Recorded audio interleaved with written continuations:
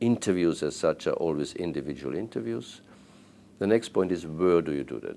Prisons are overcrowded. If the director tells you you have a beautiful office there, we can do the interviews, never accept it. It might be tapped or whatever.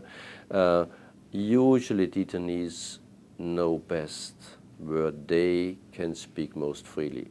It might be their own cell.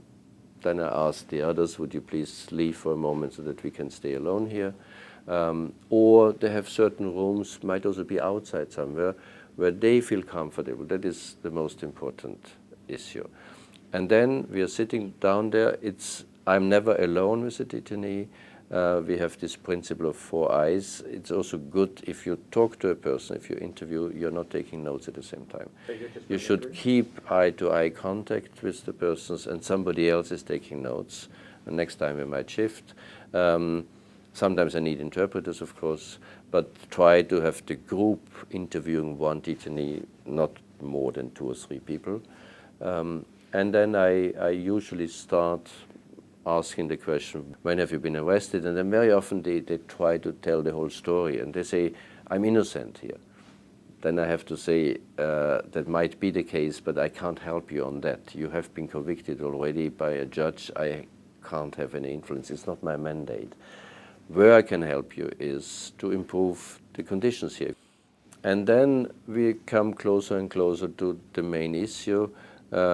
During your arrest by the police or your first interrogation, have you been ill-treated? Have you been tortured? How are you treated after you have been moved to this particular facility? Was there a medical examination when you have been tortured before? Did you complain? When have you been brought before a judge? So all that is for me important to understand the overall situation. And if the person says, I have been tortured, I ask, do you have still visible marks? I want to have a very, very specific description. Where was it? By whom? How did the room look?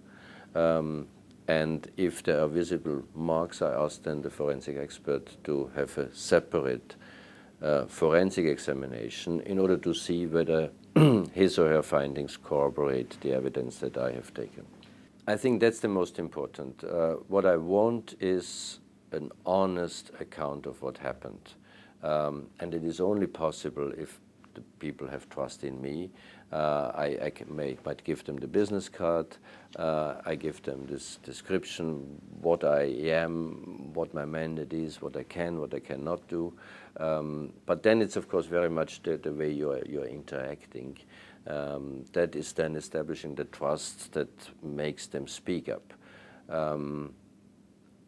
So it should not be an interrogation, it should be a friendly interview.